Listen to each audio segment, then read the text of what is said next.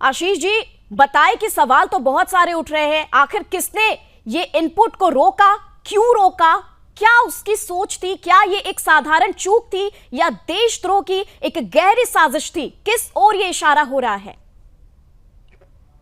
बिल्कुल बिल्कुल निमी, देखिए चीजें बहुत स्पष्ट हैं। सवाल वही है कि क्या इस आतंकवादी हमले को रोका जा सकता था? सीधा जवाब है हाँ, रोका जा सकता था। इनपुट मिले थे। क्या इनपुट थे?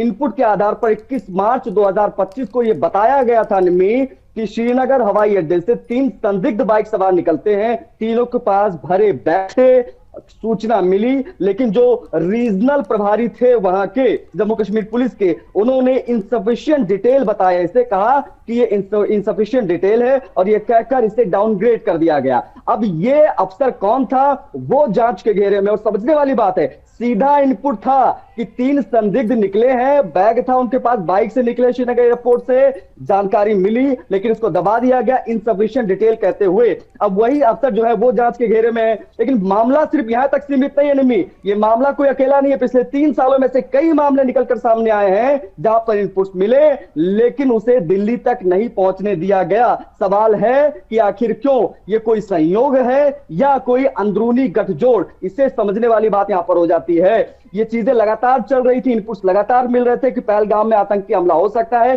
कई जगहों पर ये पूरी प्लानिंग थी, लेकिन इसको दबा दिया गया इनसफिशिएंट डिटेल कहते हुए, और इसको प्रायोरिटी में नहीं रखा गया, लो प्रायोरिटी इसको बोला गया। इस प्रकार की बातें हुई हैं। अब ये कौन अधिकारी हैं जिन्होंने इस बेहद महत्वपूर्ण जानकारी को दिल्ली तक नहीं पहुंचने दिया, वो अपने आप में बड़ा सवाल है। वो सभी अफसर अब जांच के घेरे में हैं जिन्होंने इस इनपुट को दबाया जो 21 मार्च 2025 को मिला। ये अलर्ट था, लेकिन इस अलर्ट को गंभीरता से नहीं लिया गया।